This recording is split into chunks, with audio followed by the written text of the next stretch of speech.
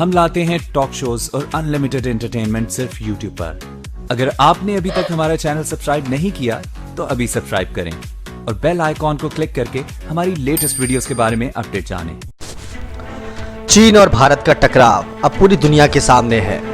चीन किसी भी कीमत पर नहीं चाहता कि भारत पूरी दुनिया में अपनी धाक जमाए। इसलिए चीन भारत की बढ़ती हुई अर्थव्यवस्था, बढ़ती हुई ताकत से हमेशा बेचैन रहता है। लेकिन चीन की बेचैनी बढ़ाने के लिए भारत ने एक और कदम आगे बढ़ा दिया है। भारत ने अमेरिका से एक बहुत ही बड़ा समझौता कर डाला है। इस समझौते के तहत भारत और अमेरिका अब जियो स्टैटिक सैटेलाइट की अपने डाटा को शेयर करेंगे। भारत की इसरो और अमेरिका की नासा दोनों आपस में मिलकर जियो स्टैटिक डाटा को शेयर करेंगे, जिससे भारत की मिसाइल टेक्नोलॉजी चीन से कई गुना आगे निकल जाएगी। मिसाइल टेक्नोलॉजी के अपग्रेडेशन के साथ साथ भारत के पास अमेरिका की तरह ही यह क्षमता भी विकसित हो जाएगी कि भारत अपनी सीमा के चारों तरफ किसी भी दुश्मन देश की सेना में हुए परिवर्तन, सीमा के पास उनके जमावड़े को और किसी भी जियोग्राफिकल लोकेशन में हुए चेंजेस को बड़ी बारीकी से जांच पाएगा। इस समझौते के बाद अमेरिका और पाकिस्तान में हाहाकार मचा हुआ है। आपको दिखाते हैं कि किस तरह से पाकिस्तानी मीडिया भारत की बढ़ती हुई ताकत से घबरा रहा है। जिंदगी में 1 घंटा हलाल का काम नहीं किया। आराम से जाना है या लोग तुम्हें उठा के बाहर फेंक दे। ये हमला जनरल बाजवा पे नहीं, ये पाकिस्तानी फौज पे हमला है। तो इमरान खान याद रखो, सफा पलटते हुए देर नहीं लगती। किसी किस्म का प्रोडक्शन ऑर्डर किसी डाकू को अब नहीं मिलेगा। सुनो सिलेक्टेड, तुम कठपुतली हो, शर्म से डूब मरो।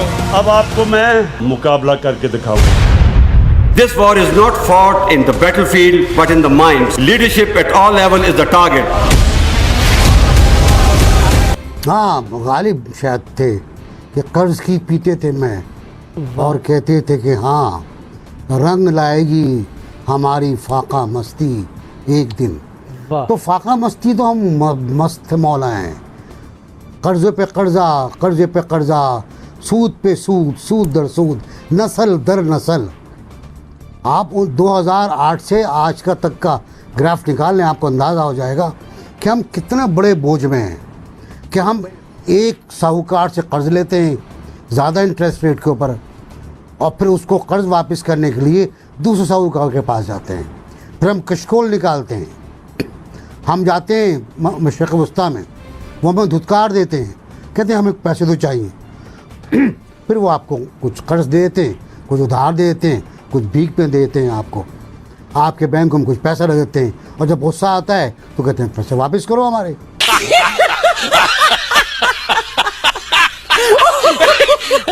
बात सही है उनकी कि जब पैसे उधार लिए यार तो अकड़ना किस बात का। ये कौमों की खुद मुख्तारी को रहन रखने के बराबर है।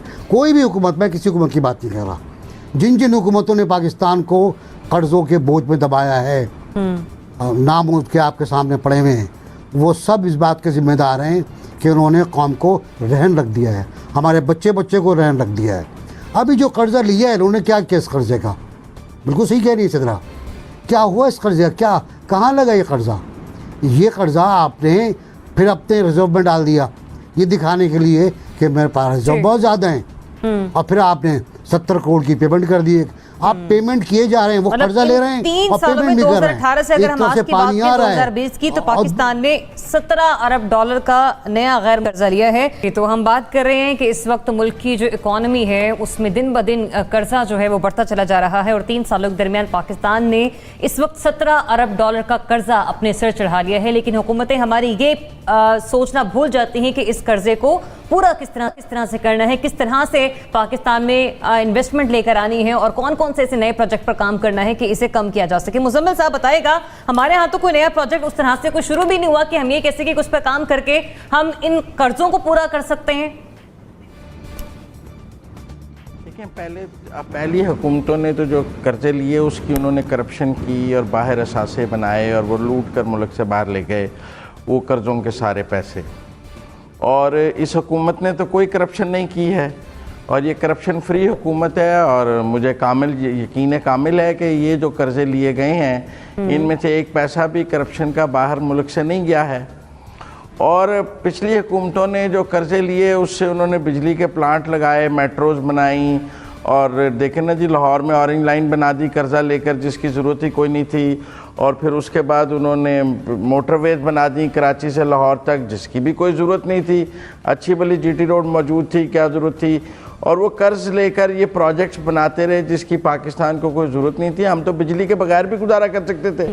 अब मुशर्रफ ने अगर अपने पूरे दौर में कोई बिजली नहीं बनाई और फिर रेंटल के सारे केसेस होते गए, और अगर उसके बाद बिजली, जब हमारे यहाँ 16 घंटे लोड शेडिंग पहुँच गई, तो उसके बाद कुछ ज़मीन से तेल तो नहीं निकल आया क्या हमने बिजली बना ली सारी, और वो बिजली आज हमसे मैनेज नहीं हो रही।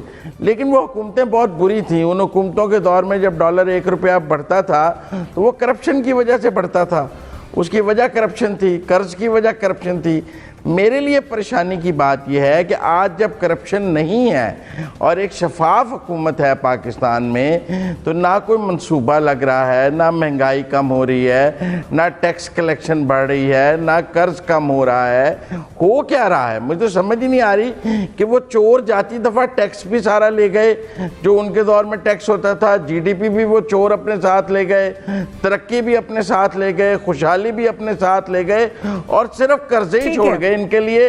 और ये वो और कर्जे लेते जा रही है, मेरे पास वक्त मुख्तसर से रहेगी, और इनके पास दिखाने के लिए वो बात ये है कि कर्जा आप लेते हैं, जैसे अभी सिद्रा ने भी बात की, उसका इस्तेमाल, और दो ही तरीके हैं कि या तो आपकी आमदन बढ़े, और आमदन अगर उतनी नहीं बढ़ रही तो फिर आपको कफायशारी अंदर करनी चाहिए। कफायशारी में सबसे इंपॉर्टेंट चीजें थी, आपका गर्दशी कर्जा बढ़ता जा रहा है, आपके जो जितने भी हमारे नेशनल एंटरप्राइजेज हैं, गवर्नमेंट के पब्लिक एंटरप्राइजेज, वो घाटे में जा रहे हैं, उनको आप पैसा दे दे के तो उनका घाटा पूरा कर रहे हैं।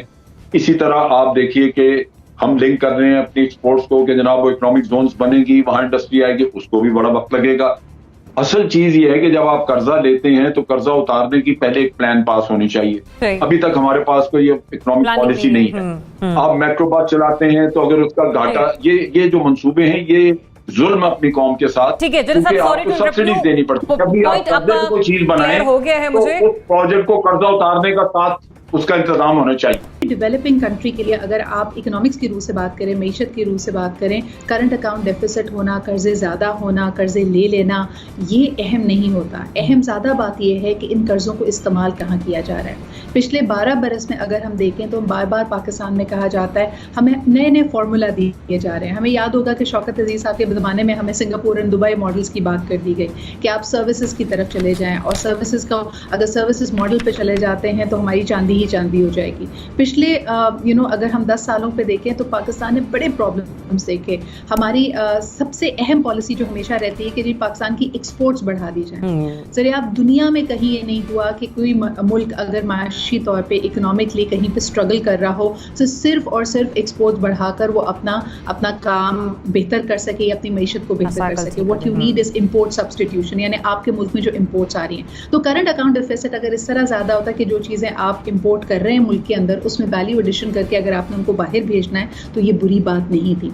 हम अनफॉर्चुनेटली इन मफरूज़ों में फंस जाते हैं कि कर्ज कितना लिया। ज़्यादा अहम बात यह है, और जो हमारे लिए परेशान कुन होनी चाहिए, कि ये कर्जे लेकर हमने उसके साथ कोई प्रोडक्टिव काम नहीं किया।